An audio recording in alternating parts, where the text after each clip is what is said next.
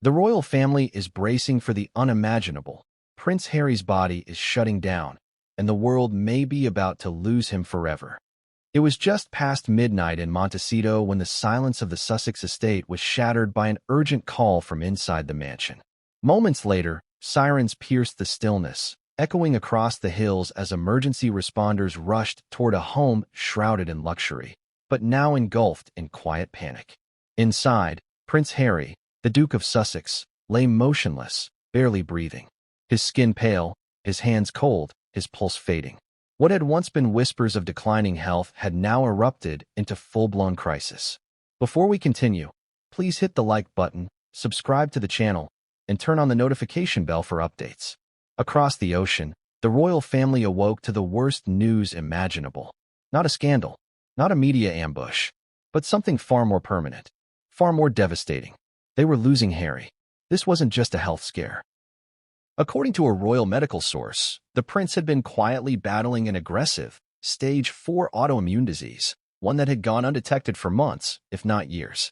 A condition that, by the time it was fully understood, had already begun to shut down vital organs. A condition fueled by long-term psychological trauma, public scrutiny, and the crushing emotional strain of being torn between two worlds, royalty and rebellion, family and freedom, duty and self-preservation.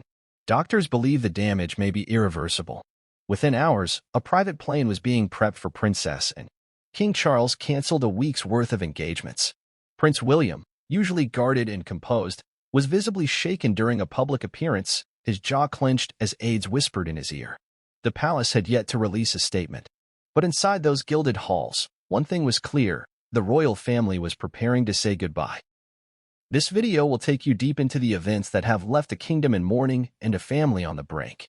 We will reveal the truth behind Harry's mysterious illness, the breakdowns behind the walls of Montecito, and how years of emotional manipulation, trauma, and estrangement may have triggered the very illness that is now threatening to end his life.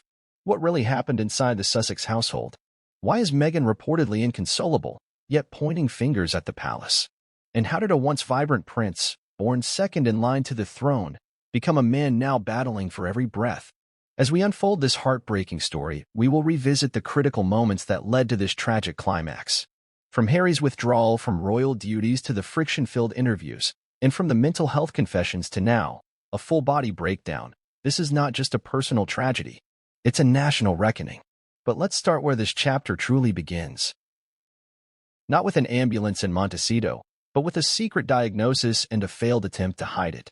Weeks before the medical emergency that sent shockwaves through both Hollywood and Buckingham Palace, Harry had reportedly been experiencing unexplained fatigue, body pain, memory fog, and occasional blackouts.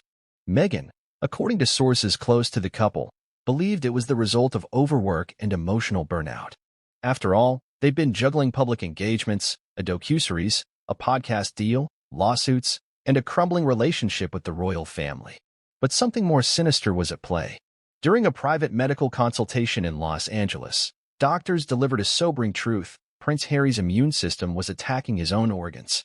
The condition, rare, advanced, and in his case, rapidly progressing, was often linked to long-term exposure to emotional trauma and environmental stress. Autoimmune disorders of this magnitude are typically genetic, but environmental triggers, like mental stress, isolation, and psychological pressure, can act as catalysts. In Harry's case, it was like watching a storm that had been building for years finally make landfall. Instead of seeking immediate care, sources claim the couple opted to keep the diagnosis under wraps. Perhaps it was pride, perhaps it was fear, or perhaps it was the simple, impossible reality of being Prince Harry. No matter what happens, it becomes front-page news. But time was not on their side. In the days that followed, Harry's condition deteriorated. He reportedly lost weight rapidly, began slurring words during interviews, and had trouble completing sentences, symptoms consistent with cognitive impairment associated with systemic autoimmune damage. Meghan reportedly urged him to rest, even canceled a handful of public appearances to shield him. Still, they told no one in the royal family. Then came the collapse. It happened just before dawn. A staff member entered their bedroom to check in after Harry failed to respond to calls. They found him unconscious, pale, and barely responsive. Paramedics were called immediately, and while he was revived on scene, his condition remained critical. He was rushed to a private wing of a Los Angeles hospital, where he was placed under intensive monitoring. News spread like wildfire behind closed royal doors. King Charles was informed during a morning briefing. According to one aide, the king sat in stunned silence for nearly 2 minutes before rising and leaving the room without a word. Princess, and always Harry's quiet supporter, was reportedly already on the phone with medical personnel in California before breakfast. Prince William, despite years of tension with his brother, is said to have made immediate contact with Meghan. No aides, no filters, just a direct plea for updates. What we know now is chilling. The doctors treating Prince Harry have reportedly told the family that he is entering the late stages of a terminal progression. The autoimmune disease has spread to his liver, kidneys, and potentially his lungs. His body is rejecting itself. This is no longer about protocols or PR. This is life and death. As the world waits for official updates, the royal family is reportedly planning private trips to say their goodbyes. There are whispers, unconfirmed but persistent, that Harry recorded a farewell message to his children, that Meghan, in tears, has been playing it over and over in the hospital room, and that Archie, barely old enough to understand the gravity, keeps asking when Daddy will come home. This isn't just a health crisis, it's a royal reckoning. The culmination of years of unresolved pain, exile, resentment, and unspoken truths. And now, all of it is boiled down to this: a hospital bed, a broken prince, and a family that may have waited too long to forgive. There is no script for moments like these. This video will trace the critical events that brought Prince Harry to the brink. It will explore how emotional wounds can become physical ones, how love can become isolation, and how a man born into a life of privilege and power became its most tragic casualty. Stay with us. This is the full, heartbreaking story, told not for gossip or spectacle, but because the world deserves to know the truth. Because even royals bleed. Even princes fall. And sometimes, fairy tales don't end with a crown, but with a goodbye. The initial signs were easy to overlook. Fatigue, headaches, irritability. Things anyone juggling a global brand, a strained family legacy, and relentless media pressure might experience. For someone like Prince Harry, the signs were written off as burnout. Too many interviews. Too many cameras. Too much unresolved tension with the family he once called his anchor. But deep inside his body, something was unraveling, something much darker. According to a confidential source within the Los Angeles medical community who reportedly had access to Prince Harry's early test results, his blood work revealed markers of a highly aggressive autoimmune disorder. The specific diagnosis, though not confirmed publicly by the Sussex camp, is believed to be systemic lupus erythematosus or a similarly destructive autoimmune condition. In either case, the body begins attacking its own tissues and organs, starting slowly, then accelerating once critical thresholds are passed. In Harry's case, the disease had already begun compromising his liver function and damaging vascular tissues. One doctor involved in his treatment allegedly described his immune system as being in complete mutiny.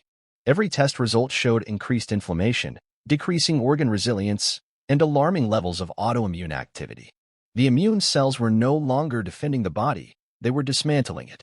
The terrifying part? This didn't start overnight. Medical specialists believe Harry may have been exhibiting low-level symptoms for months, possibly even years, without fully realizing it. Brain fog, difficulty concentrating, fluctuations in mood and sleep, skin irritation, chronic fatigue. These early signs often masquerade as depression or stress-related exhaustion. And with Harry's highly publicized mental health battles, it's easy to understand how even doctors might have initially overlooked the deeper cause. But the timing and triggers were telling. Medical experts consulted during this investigation emphasize one undeniable pattern: the links between autoimmune diseases and psychological trauma. Decades of research into psychoneuroimmunology, the study of how mental and emotional states influence the immune system, have uncovered a chilling truth. Emotional pain can manifest in the body in lethal ways. Harry's life, though wrapped in royal titles and global fame, has been marked by severe emotional disruption. The trauma of losing his mother at such a formative age. The media frenzy that never allowed him to grieve in peace.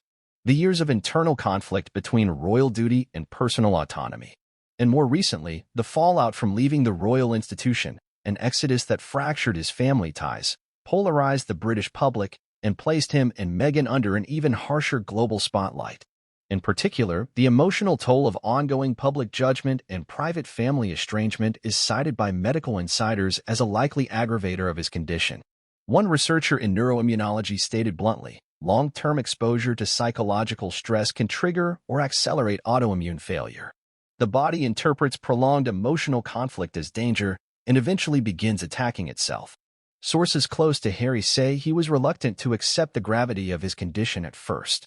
In private, he still insisted on fulfilling his professional obligations. Recording podcast segments, attending virtual meetings, strategizing media projects. Meghan, meanwhile, reportedly became increasingly concerned, not only because of his growing symptoms, weight loss, confusion, occasional tremors, but because she knew he was no longer able to hide them from the outside world. In fact, in several recent appearances, sharp-eyed viewers had noticed subtle changes in Harry's demeanor. His energy seemed lower, his speech slower, his expressions often distant, as if he were struggling to stay present. While fans attributed it to stress, insiders now believe these were visible manifestations of his escalating illness. But it wasn't until a routine scan revealed the full extent of organ inflammation that the gravity of the situation truly set in. Doctors warned the couple that without aggressive intervention, Harry's life expectancy would be severely reduced. At that point, the damage was already classified as stage 4, meaning multiple organ systems were involved and the disease was advancing faster than expected. There were options, but none came with guarantees. One proposed treatment was high-dose immunosuppressive therapy, a brutal regimen intended to slam the brakes on immune activity. The side effects would be intense: loss of energy, nausea, heightened vulnerability to infection. Another option involved a form of biological therapy designed to retrain the immune system over time. But the timeline for efficacy was unpredictable, and Harry's body, by then, was already deteriorating. This wasn't a war they could fight quietly anymore. According to those familiar with the couple's inner circle, this was when Meghan began to fall apart emotionally. For months she had been Harry's protector, his voice when the media turned hostile, his shield from royal coldness, his partner in exile. Now she was facing a threat she couldn't deflect with a statement or a lawsuit. A biological, unrelenting force she couldn't argue into submission. She begged him to rest, to go silent for a while, to focus on healing. But for Harry, the emotional struggle ran deeper. Those close to him say he felt guilt, not just toward Meghan and the children, but toward his family across the Atlantic. Guilt for breaking away, guilt for the interviews, guilt for letting too much time pass without reconciliation. That emotional burden, doctors warned, could accelerate his decline. The body does not heal in chaos. What makes autoimmune conditions especially insidious is that they are often invisible until it's too late. The pain is internal, the damage hidden, and in high-functioning individuals, especially those trained to suppress emotion and perform under pressure, the warning signs are often masked by years of emotional conditioning. Harry, raised under the microscope of royal expectations, was no exception. One former royal aide, speaking anonymously, reflected on this. Harry always carried pain with him. You could see it in quiet moments. He was never fully at ease. People assumed he was just rebellious or moody. But it was deeper. There was always a heaviness. That heaviness, it turns out, was a symptom. Now, under constant monitoring and rotating teams of specialists, Harry's treatment is focused on slowing the damage and preserving function in what organs remain stable. A cocktail of medications attempts to regulate immune response while giving his vital systems a fighting chance. But the clock is ticking. As of the last update provided by a source linked to the hospital, Harry's prognosis remains grim. He is conscious intermittently, suffering from fatigue and neurological episodes. His doctors have advised limited stimulation, no media, no visitors outside of immediate family.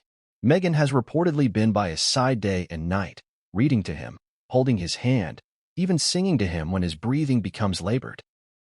There are moments when he smiles, moments when he whispers back, but they are fleeting. This is the cruelest part of autoimmune disease. It allows just enough clarity for its victims to know they are slipping away. The human body is a marvel of resilience, but even the strongest systems can crumble under relentless strain. For Prince Harry, that strain began long before the world noticed any physical symptoms. Long before the autoimmune disease devoured his strength, the foundation of his health, both mental and physical, was already quietly eroding. Those closest to him now say that the seeds of his decline were sown decades ago, in moments that seemed small at the time but left scars too deep to heal. It began with a flashbulb. He was 12 years old when his mother died. The image of young Harry, walking behind Princess Diana's coffin, remains one of the most haunting memories of modern royal history. At an age when most boys are still learning how to process their emotions, Harry was forced to grieve under the scrutiny of millions. There was no room for tears, no space for rage, no safe corner to crumble in. Instead, he learned to shut it all down. In interviews years later, Harry would admit to bottling his grief for nearly 2 decades. He spoke of anger so intense it threatened to consume him, of nights spent drinking heavily, of anxiety attacks so severe he would feel his heart pounding out of his chest. To the outside world, he was the mischievous spare to William's solemn heir, a boyish, rebellious prince who loved parties and laughter. But internally, he was a storm. And storms, when left unchecked, can destroy anything in their path. Modern science has shown what ancient wisdom long suspected. Emotional wounds are not just metaphorical. They alter the chemistry of the brain, flood the body with stress hormones, and suppress immune function. Chronic stress shifts the immune system into overdrive, blurring the lines between defense and destruction. Over time, this constant state of alertness can lead to autoimmune disorders, the body attacking its own cells as if they were foreign invaders. Harry's life was a case study in chronic stress. Even after reaching adulthood, his military service added fresh layers of trauma. Serving on the front lines in Afghanistan exposed him to horrors he rarely spoke about. Friends were injured. Explosions rattled his mind. The adrenaline that once made him feel alive eventually left him hollow. Returning home offered no reprieve. The British tabloids had only intensified their obsession with him, dissecting every romantic relationship, every misstep, every awkward expression captured on camera. And then came Meghan. Their love story began as a fairy tale, but within months, it morphed into a battleground. The media coverage was relentless, dripping with racial undertones and veiled hostility. Inside the palace, Meghan reportedly clashed with aides and felt isolated. Harry was torn. His wife was suffering, yet his family remained distant and cold. The tension between duty and devotion became a noose around his neck. It was in these years, sources believe, that his immune system began its slow collapse. Doctors now point to the timeline of Harry's public battles as potentially significant. His departure from royal duties, the infamous Oprah interview, and lawsuits against British tabloids all marked periods of immense psychological stress. The stress wasn't occasional, it was sustained, unrelenting, and deeply personal. Each conflict chipped away at his mental resilience, and by extension, his physical health. One expert in psychoneuroimmunology explained, when the brain perceives itself under attack, whether from emotional trauma, social rejection, or chronic fear, it sends signals to the immune system. At first, this can be protective. But over time, the immune system gets confused. It starts attacking healthy tissues as though they were pathogens. The body becomes its own worst enemy. Harry's worst enemy was inside him all along. Those who saw him in recent months describe a man wrestling with invisible demons. He often appeared distracted, his movements slower. There were moments when he seemed disoriented, forgetting small details or struggling to find the right words. At first, friends thought he was simply exhausted. But as the symptoms grew more pronounced, joint pain, extreme fatigue, and difficulty focusing, they began urging him to seek medical help. Yet Harry resisted. It's unclear whether he feared the diagnosis itself or the headlines it would spawn. For a man who had spent his life being scrutinized for every decision, vulnerability was dangerous. To admit illness was to admit weakness, and in the brutal world of royalty and media, weakness was rarely forgiven. Meghan's role in these moments was complex. On one hand, she was Harry's fiercest defender, pushing him to prioritize his health and shielding him from external pressures. On the other hand, their shared battles against the royal institution and public opinion created a constant, high-stakes environment that gave him little room to breathe. Those close to the couple now describe Meghan as heartbroken and racked with guilt. Not because she caused his illness, medical experts agree that no single person could, but because she feels she failed to protect him from the world, from his family, and perhaps even from himself. Inside Buckingham Palace, the atmosphere is equally heavy. King Charles is said to have been blindsided by the severity of Harry's condition. While he was aware of his son's mental health struggles, he reportedly had no idea how far the physical toll had progressed. The emotional distance between father and son had grown so wide that critical information never made it across. And now, as Harry lies in a hospital bed fighting for his life, the weight of lost time hangs over the monarch like a shroud. There are whispers among royal aides that William blames himself too. Despite their differences, the bond between the brothers was once unbreakable.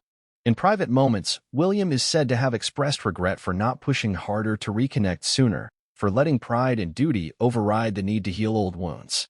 But regret cannot turn back time. As doctors work around the clock to stabilize Harry's failing organs, they are also battling against the less visible damage of years of emotional suppression. The mind and body are inseparable, and when one collapses, the other often follows. This is why Harry's story is not just about disease, it's about the cost of unspoken pain. What happens to a man who spends his life caught between being a son, a soldier, a brother, a husband, a father, and a public figure? What happens when every choice is weaponized, every vulnerability exploited, every cry for help drowned out by headlines and tradition? For Prince Harry, the answer may be written in his own cells. And as his loved ones prepare for the worst, one question remains: could this tragedy have been prevented? Or was it always inevitable for the boy who walked behind the coffin of his mother, the man who was never allowed to grieve, and the prince who gave up a crown only to lose his health in the process? The news of Prince Harry's critical condition hit Buckingham Palace like a thunderclap. It wasn't just a health crisis. It was an emotional reckoning for a family long defined by restraint, protocol, and unspoken words. For years, the tension between Harry and his royal relatives had been a slow-burning fire. Now, as doctors warned of his possible final hours, that fire turned to ash, replaced by a deep, aching grief. The first to respond was Princess Anne, and has always been the quiet force in the royal household, steady, sharp, and fiercely loyal to the institution. Yet behind her stoic demeanor, she has a soft spot for her nephews, Harry in particular. According to insiders, the Princess Royal canceled all public engagements within minutes of receiving the call. By midday, she was aboard a private jet bound for Los Angeles, accompanied by a senior royal aide and two discreet medical advisors. She didn't say much, a source close to and revealed. She just said, "We've no time to waste." King Charles, meanwhile, was described by palace staff as visibly shaken. The monarch had just finished a routine briefing with advisors when his private secretary entered the room, his expression grave. The moment the words were spoken, "Your son has been hospitalized. The situation is serious," Charles reportedly fell silent, staring into the middle distance as though time itself had stopped. For a man accustomed to controlling his emotions in public and private, the impact was seismic. According to a senior courtier, Charles left the room without saying a word and retreated to his private study. It was there that staff heard muffled voices, one of them unmistakably Charles, pleading over the phone, "Please, just let me speak to him. Just once." But Harry wasn't in a state to take calls. Back in Montecito, Meghan had reportedly instructed hospital staff to keep all communication with the royal family tightly controlled. She wasn't being vindictive, sources insist. She was being protective. In her eyes, Harry's condition was so fragile that any emotional upheaval, even a call from his estranged father, could do more harm than good. Prince William's reaction was equally intense. For years, the relationship between the brothers had been strained, defined more by silence than solidarity. But the moment William was told of Harry's condition, something inside him cracked. He was in Windsor at the time, preparing for a series of public appearances. When an aide delivered the news, he reportedly sat down heavily, his head in his hands. Witnesses say he muttered just one phrase, "Not like this." William's private secretary urged him to stay calm, reminding him of the day's schedule. But the heir to the throne refused. "I need to talk to him," he said firmly. "I don't care how it happens. Get Meghan on the line. Now." The call didn't go as planned. When Meghan answered, her voice was calm but strained. William asked to speak with Harry directly, but Meghan gently explained that Harry was sedated and couldn't be disturbed. "He's fighting, William," she reportedly said. "This isn't the time for old wounds." William paused, struggling to find the right words. Then he said something that stunned those in the room. "Meg, I don't care about the past. I just want my brother to know I'm here. Please tell him that." Across the Atlantic, the royal household moved into crisis mode. Aides were dispatched to prepare contingency plans. Press officers drafted preliminary statements, though they prayed they'd never need to release them. Behind closed doors, senior royals debated whether to make the journey to California immediately or wait for further updates. Camilla, Queen Consort, was reportedly one of the strongest voices urging Charles to go. "He's your son," she allegedly told him in private. "This isn't about duty anymore. It's about family." But the logistics of such a visit were daunting. Royal security teams warned of the media frenzy that would ensue if Charles appeared in Los Angeles unannounced. Even so, the king was adamant. "If the worst happens and I'm not there, I'll never forgive myself." In the Sussex home, Meghan remained a pillar of strength even as her own heart broke. She stayed by Harry's side through every hour, holding his hand, whispering words of encouragement, and playing voice notes from Archie and Lilibet. According to one nurse, Meghan had a small leather journal tucked under her arm. In it were letters Harry had written to his children, a precaution in case he didn't survive. He wanted them to know how much he loved them, the nurse reportedly said. "It was the hardest thing I've ever seen." As night fell in Montecito, hospital staff noticed a change in the atmosphere. The machines monitoring Harry's vitals began to beep more frequently. His oxygen levels fluctuated. Meghan's calm facade started to crumble. She reportedly placed a call to Doria Ragland, her mother, and spoke through tears. "Mom, I don't know if he's going to make it through the night." Back in London, Charles finally made his decision. He would travel to California, no matter the risk. Within hours, arrangements were in place for a discreet journey. And William were also preparing to make the trip. The Williams aides feared the optics of both heirs to the throne leaving the country simultaneously. It didn't matter. Family came first. At Balmoral, Queen Elizabeth's memory lingered like a ghost in the corridors. Several aides noted the irony. The Queen had been the glue holding the family together during times of crisis.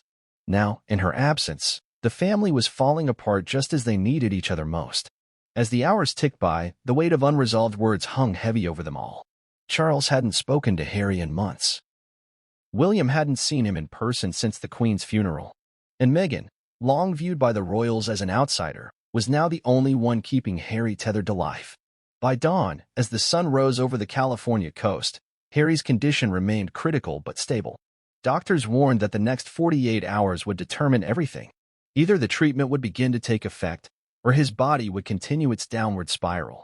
In the palace, an eerie stillness took hold.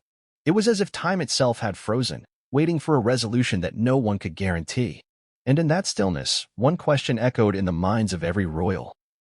Had they waited too long to make amends?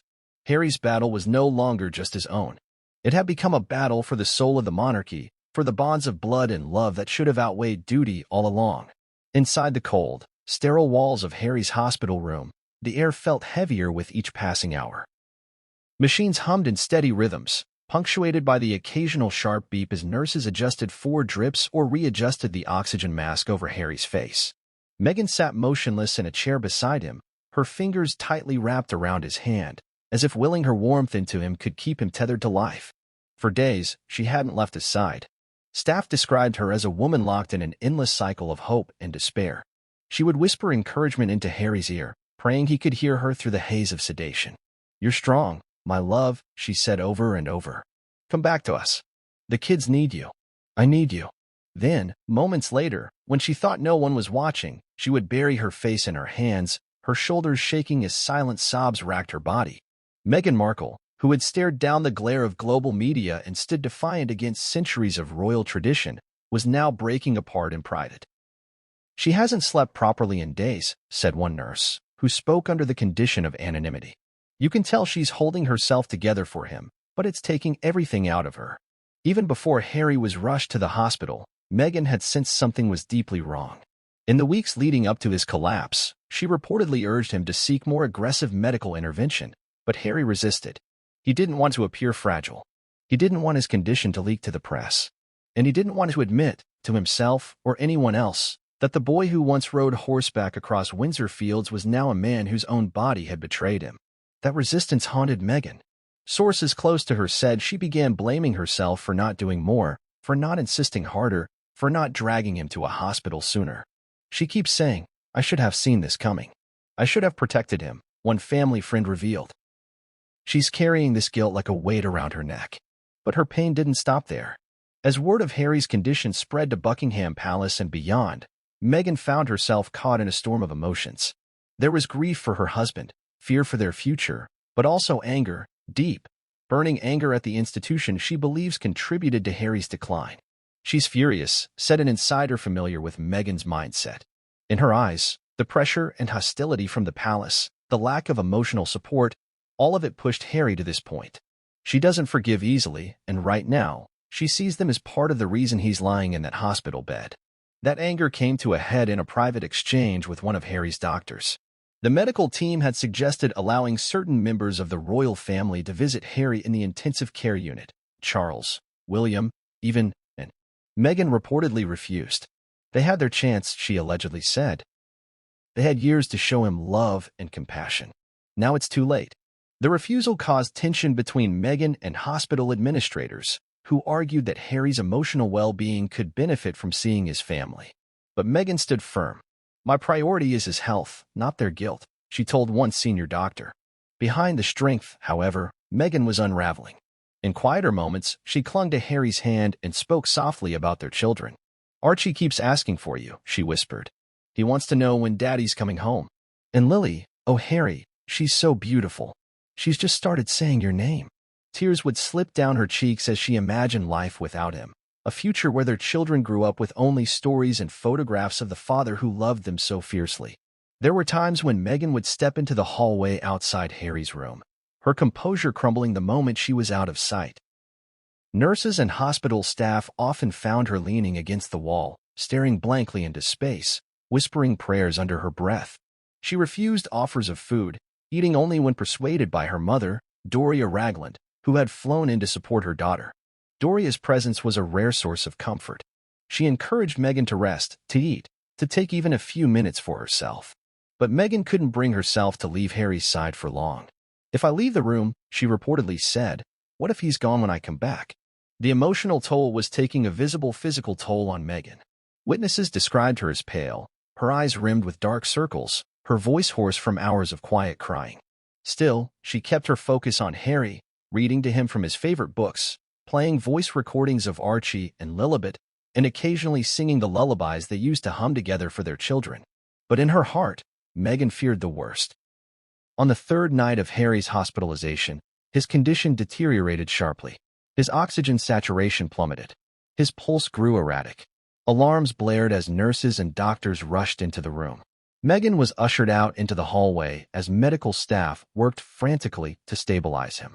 It was the first time we saw her lose control, said one hospital staff member. She was pacing, tears streaming down her face, her hands gripping her head like she was trying to hold herself together. She kept saying, please don't take him from me. Not now. Not like this.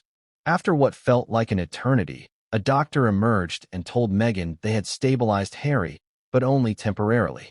His condition remained critical. The next 48 hours, they said, would be crucial. Later that night, alone in the hospital room, Meghan reportedly spoke aloud to Harry, even though he was still unconscious. Harry, you're the strongest man I know. You survived losing your mother. You survived the army. You survived everything they threw at you. You have to survive this. I don't care what it takes. We'll fight it together. But please, don't leave me. Don't leave us. For a long moment, there was silence except for the rhythmic beeping of the heart monitor. Then, almost imperceptibly, Harry's fingers twitched in hers. It was enough to give her hope. But Meghan knew hope alone wouldn't be enough to save him. As dawn broke over Montecito, Meghan resolved to do whatever it took to keep Harry alive, even if it meant confronting the very family she had spent years distancing herself from. What she didn't yet know was that, thousands of miles away, the royal family was preparing to make their own move. By the time the sun rose over the quiet hills of Montecito, Prince Harry's body was locked in a brutal war against itself. The hospital room was filled with a tense stillness, broken only by the constant hum and beep of life support machines. To the outside world, Harry was still the vibrant, smiling Duke who once strode confidently behind his grandmother at official events. But here, in this stark medical sanctuary, the man who had once embodied resilience now looked fragile, his skin pale and waxy, his chest rising and falling in shallow, mechanical movements. For the medical team assigned to his care, the situation had moved beyond the realm of optimism.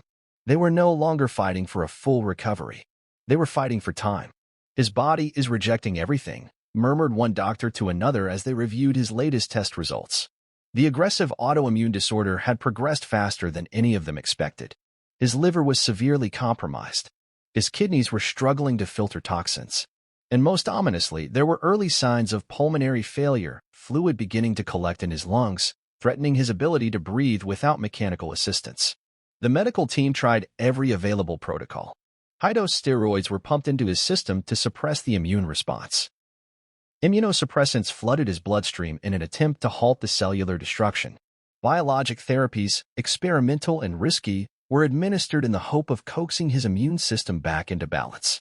But Harry's body, already weakened from months of quiet suffering, resisted every intervention.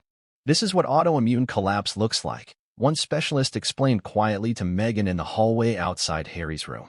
"His immune system is attacking everything, his organs, his tissues, even his brain.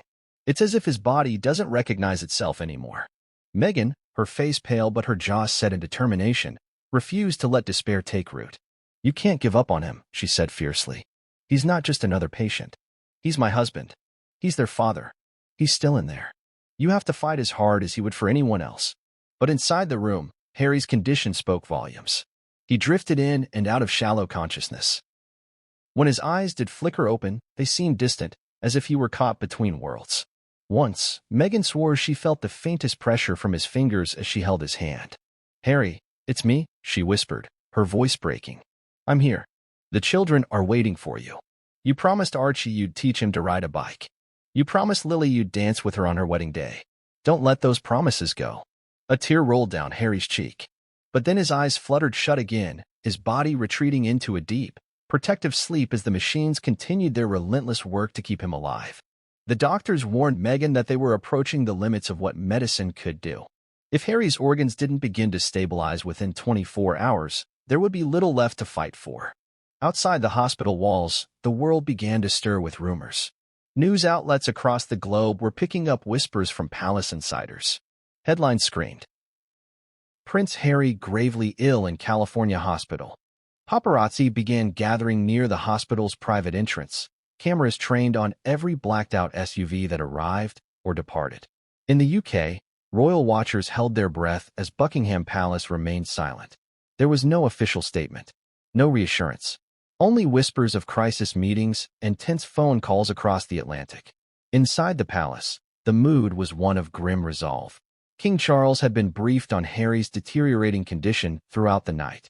According to one aide, the monarch sat for hours in his private quarters, staring at a photograph of his two sons from their childhood, Harry grinning in a school uniform, William's arm slung protectively around his shoulder.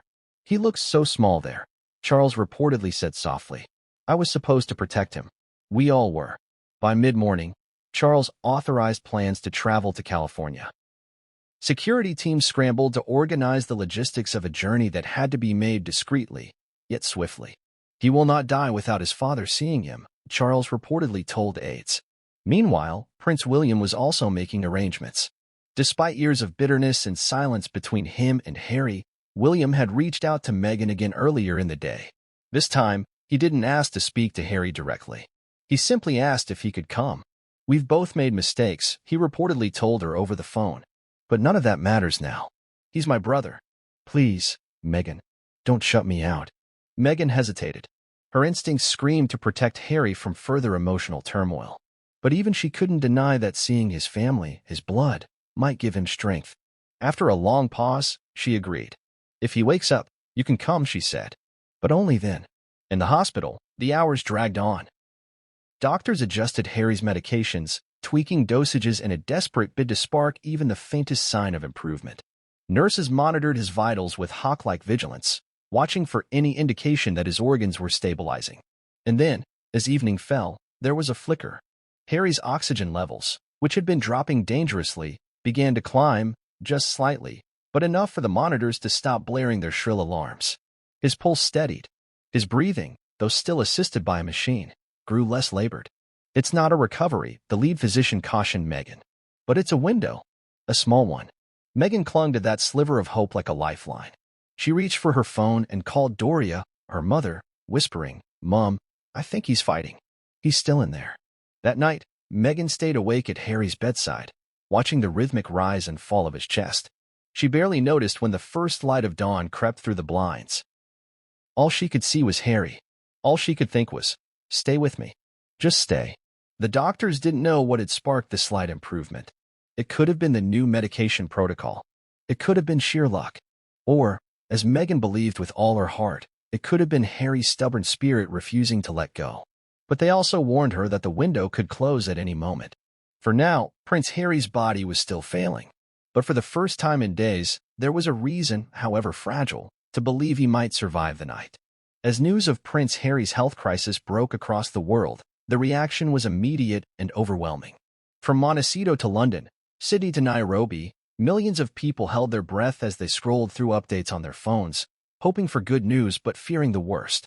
In the United Kingdom, Buckingham Palace had yet to release an official statement, but that silence only heightened public anxiety. Outside the palace gates, crowds began to gather. Some came with flowers, others with handwritten notes of support. A few knelt in quiet prayer, their faces lined with concern. "It feels like Diana all over again," murmured one woman to a BBC reporter. "We watched Harry grow up in the shadow of tragedy. The thought of losing him too, it's unbearable." Social media erupted. Within hours, hashtags like #PrayForHarry, #StayStrongHarry, and #RoyalFamilyUnites were trending worldwide. People posted photos of Harry from every stage of his life, the little boy clutching his mother's hand, the teenage prince in military fatigues, the smiling husband and father walking hand in hand with Meghan and their 2 children. Celebrities joined the chorus. Elton John, a close friend of Diana and longtime supporter of Harry, posted a heartfelt message on Instagram. "You've always been a fighter, Harry. The world is rooting for you. Hold on." Serena Williams tweeted, "Praying for Harry, Meghan, and their beautiful children, sending love across the miles." Even former royal critics softened their tone. Piers Morgan, known for his harsh words about Harry and Meghan in the past, surprised many with a rare moment of empathy. "We've had our differences, but no one deserves this. Get well soon, Harry." In Los Angeles, the scene outside the hospital was chaotic. Paparazzi swarmed the perimeter, their camera lenses trained on every movement. But mingling with the photographers were ordinary people, locals and tourists alike, who came simply to show support. They lit candles on the sidewalk, laid down bouquets of white lilies, and held up signs reading, "We stand with Harry, and love wins." One young boy, no older than Archie, clutched a teddy bear and whispered to a news crew, "I hope the prince gets better. He's like a hero." Inside the hospital, the staff worked tirelessly to keep the frenzy at bay. Security was tightened. Extra guards were stationed at every entrance. Meghan, who hadn't left Harry's side, was aware of the growing media circus but blocked it out. Her entire world had shrunk to the 4 walls of that hospital room and the man lying in the bed. Back in the UK, political leaders weighed in. The Prime Minister expressed his concern during a press briefing, saying, "Our thoughts are with Prince Harry and his family during this very difficult time. The entire country wishes him a swift recovery." Parliament observed a moment of silence, a rare gesture that underscored the gravity of the situation. Churches across Britain held prayer services for the Duke. At St. George's Chapel in Windsor, the very place where Harry and Meghan were married, hundreds of well-wishers filed in to light candles and sign a book of support. One elderly man stood near the altar, tears glistening in his eyes. "I've never met him," he said softly, "but I feel like I know him. We've watched him grow, fall in love, become a father. He deserves more time." Across the Atlantic, in America, support poured in from high-profile figures and ordinary citizens alike. Oprah Winfrey, who conducted Harry and Meghan's bombshell interview years earlier, shared a simple but powerful message, sending healing energy to Harry and strength to Meghan. "The world is holding you in its heart." At the same time, tension simmered beneath the surface. Royal observers noted the absence of a formal statement from Buckingham Palace and speculated about what was happening behind closed doors. Some wondered if the rift between Harry and his family had contributed to the delay, while others insisted the silence reflected the palace's own shock and grief. For many, Harry's condition struck a deeply personal chord. Survivors of autoimmune diseases began sharing their own stories online, expressing solidarity with the prince and raising awareness about the devastating effects of such illnesses. "Watching him go through this reminds me of my battle with lupus," one woman tweeted. "Your body becomes the enemy. It's terrifying. Stay strong, Harry." In Montecito, neighbors of the Sussexes spoke to reporters, describing a subdued atmosphere in the usually quiet community. "We're all pulling for him," said one shop owner. "They've had such a hard time since moving here. I just hope they get their miracle." Meanwhile, Meghan's mother, Doria, issued a brief statement on behalf of the family, thanking the public for their support. "Harry is receiving the best care possible. We ask for privacy and continued prayers as he fights this battle." The outpouring of love brought a measure of comfort to Meghan, but it also deepened her sense of urgency. She knew Harry was more than just a husband and father. He was a symbol to millions of people around the world. People saw him as proof that it was possible to break away from tradition, to follow your heart, even at great personal cost. But what would it mean if he didn't survive? As night fell and candles flickered outside the hospital and royal residences alike, a question hung heavy in the air. Would the world wake to a miracle or to mourning? As Prince Harry hovered between life and death, a storm of speculation began to brew across continents. The question on everyone's lips was no longer just, will he survive? It had shifted into something deeper, more unsettling. How did it come to this? Who is responsible for the decline of a man once considered the brightest light in the royal family? At first, blame seemed a crude and unhelpful instinct. But human nature clings to causes and culprits in times of tragedy, searching for some anchor in the chaos. And in this case, the answers were not simple. For Meghan Markle, the answer was painfully clear. To those closest to her, she voiced her belief that the royal institution, the centuries-old machine that claimed to protect its own, had instead crushed her husband under the weight of expectation, indifference, and relentless scrutiny. "He gave them everything," she reportedly told Doria in one tearful phone call. "He followed their rules, played their game, and when he finally broke, they left him to drown." This anger was not new. Meghan's strained relationship with the royal family had been well documented in interviews and media headlines. But now, in the quiet of the hospital room, it had transformed into a cold, sharp conviction. The trauma Harry carried from his royal years had not just wounded his spirit, it had poisoned his body. Psychologists consulted by the press pointed out the real and terrifying connection between sustained emotional distress and physical illness. "Chronic stress is like a slow-acting toxin," one expert explained. "It floods the body with cortisol and inflammatory markers. Over years, that can lead to cellular damage, organ failure, and even trigger autoimmune diseases. If Prince Harry's condition has psychological origins, it would not be surprising at all." But not everyone agreed with Meghan's view. Inside Buckingham Palace, the narrative was far more complex. Senior courtiers pushed back against suggestions that the royal family had failed Harry. "There's only so much we can do for an adult man who repeatedly pushed us away," one aide reportedly said. "We reached out. We offered olive branches. But he made his choices." And yet, whispers of guilt were undeniable.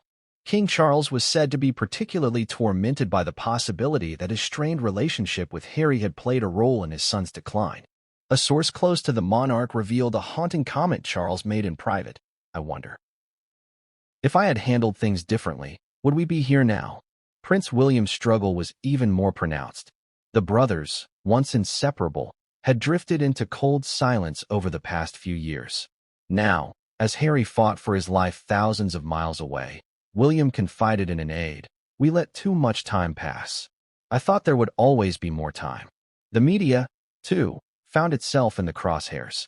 For decades, Harry had been one of the British tabloids' favorite targets. They had documented his every misstep, real or perceived, with ruthless zeal. From his teenage partying days to his decision to leave royal duties, Harry was pursued with a fervor that often crossed ethical boundaries.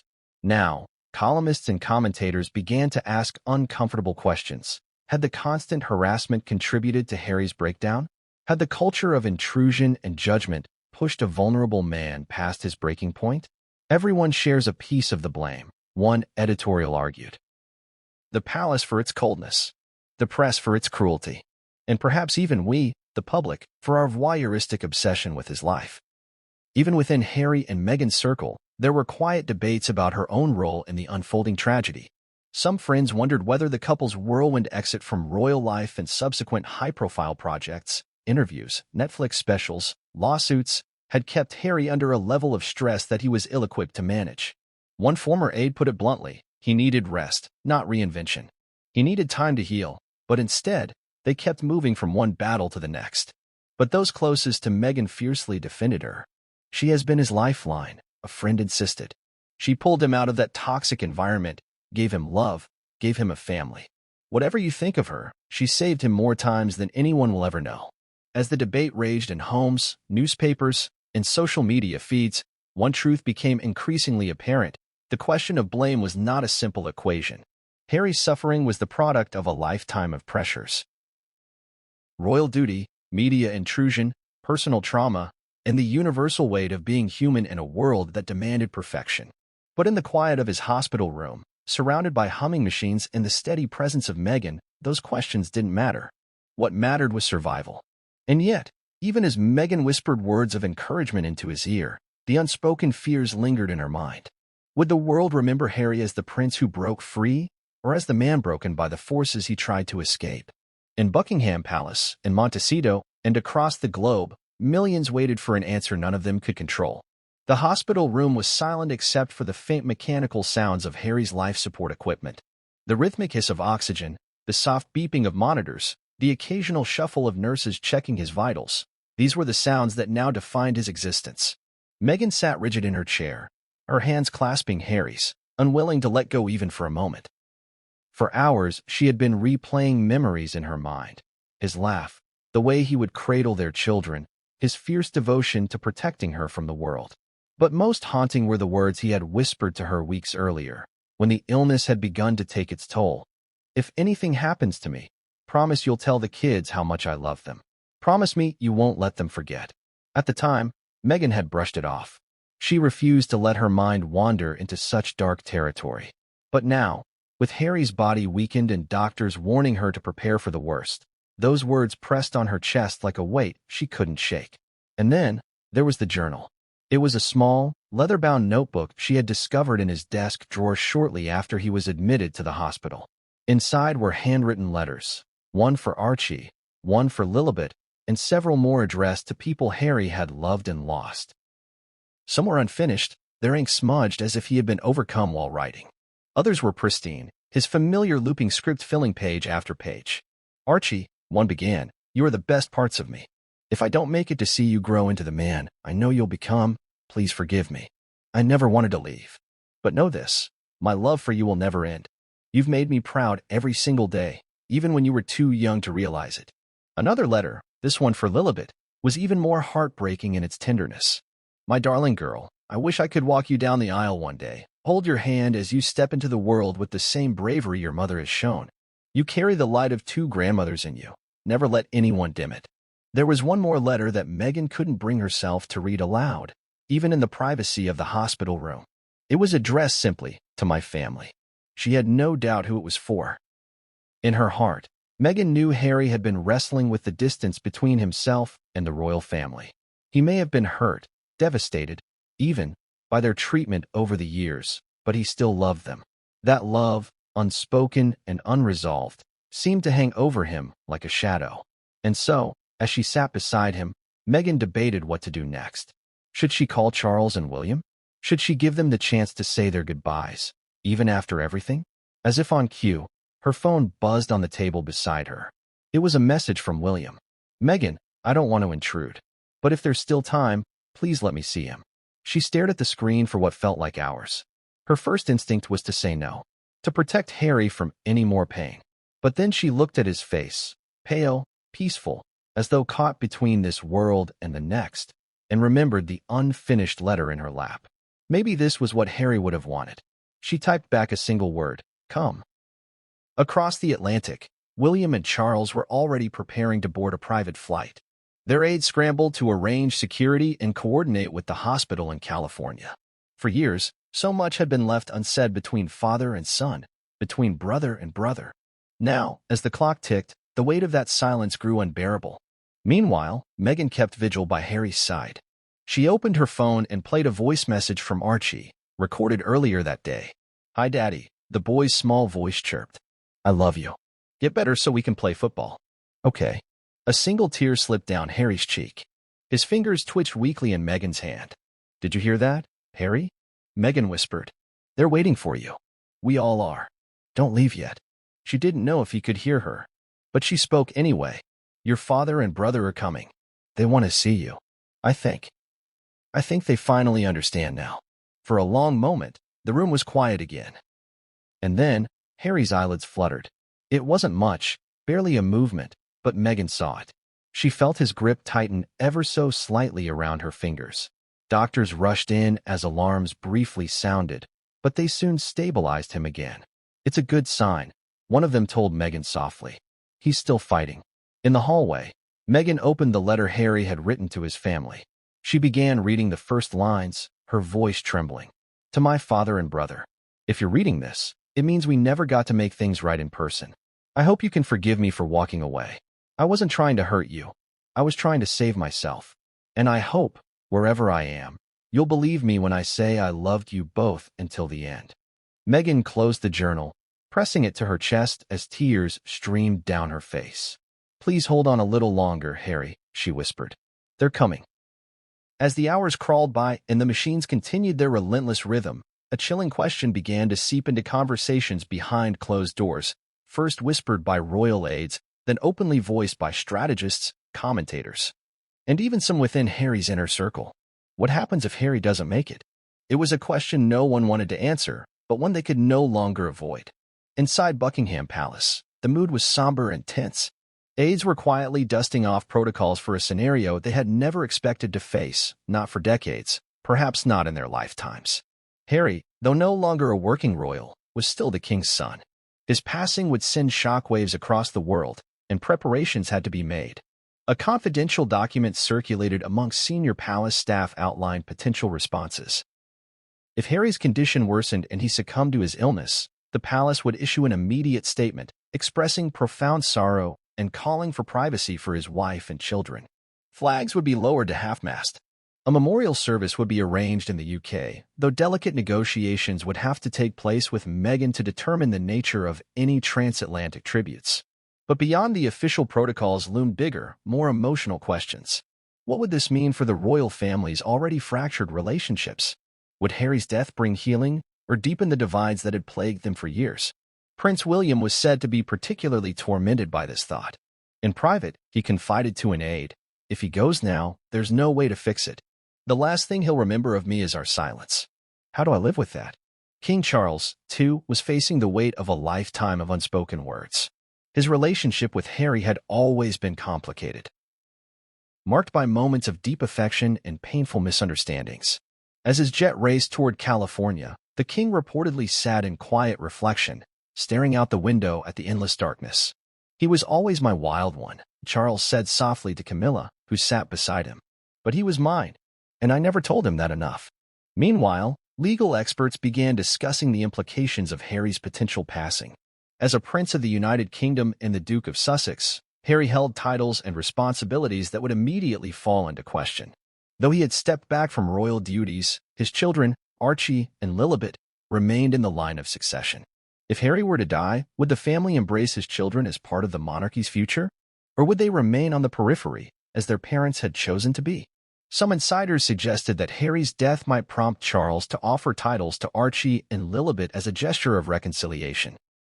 Others feared it would only reignite old tensions between Meghan and the institution she had fought so hard to leave behind. But for Meghan, such questions were the furthest thing from her mind. As she sat in the dim light of Harry's hospital room, her thoughts were not on titles or legacies. They were on the small, ordinary moments they had shared, the way Harry's laughter would fill a room, how he carried Archie on his shoulders, how he would rock Lilibet to sleep with soft lullabies. She couldn't imagine telling their children that their father wasn't coming home. "Not yet," she whispered into the stillness. "Please, not yet." Doctors had warned her of the possibility of organ failure. Harry's body was in a fragile equilibrium. A single misstep could send him into irreversible decline. And if that happened, the decision to prolong life with machines or let nature take its course would fall squarely on Meghan's shoulders. "It's the cruelest choice anyone can be asked to make," one nurse said quietly. "You can see it in her eyes. She's fighting for him with everything she has, but there's a part of her that's preparing for the unthinkable." Outside the hospital, well-wishers gathered with candles and flowers. Some prayed aloud, others stood in quiet vigil. In London, Windsor, and even Balmoral, similar gatherings were taking place. People from all walks of life were united in a single, desperate hope that Harry, the boy who had once captured the world's heart, would pull through. But what if he didn't? Royal historians noted that the last time a son of a monarch died young was over a century ago. The impact of Harry's death would be unprecedented in the modern age. It would not just be a personal tragedy, it would be a national, even global, moment of mourning. And yet, in the Sussex's California home, life went on. Archie asked his grandmother Doria when Daddy would be home. Lilibet toddled around the living room, clutching a stuffed animal Harry had given her. They were too young to understand the weight of what was happening, but the house was heavy with a silence they could feel. For Meghan, the thought of explaining Harry's absence to their children was unbearable. She held Harry's hand tighter and whispered into his ear, "You have to fight. For me, for them. You're not allowed to leave us, Harry." Not yet. The hours ticked by. The doctors checked his vitals, adjusted his medication, and spoke in hushed tones. Meghan sat still, refusing to sleep, afraid that if she closed her eyes, he might slip away forever. In Buckingham Palace, aides prepared for the worst but clung to the faint hope that Harry's condition might stabilize. For all their planning and protocol, they were still a family, scared, grieving, and desperately hoping for a miracle. Because if Harry didn't survive, nothing would ever be the same again. In a shocking turn of events, royal insiders confirmed that Prince Harry has been diagnosed with an aggressive stage 4 autoimmune disease, a condition so severe it's left his organs failing one by one. Sources close to the family say years of emotional trauma, relentless public scrutiny, and deep psychological strain may have triggered this deadly breakdown. As Meghan Markle remains at his bedside, reportedly inconsolable and pointing fingers at the palace, King Charles and Prince William are racing against time to say their final goodbyes. But what really caused Harry's rapid decline? Could this devastating health crisis have been prevented? And how is the monarchy reacting behind closed doors? Stay tuned as we uncover the full, heartbreaking truth of Prince Harry's tragic health battle and the royal family's desperate fight to hold itself together in the face of unimaginable loss.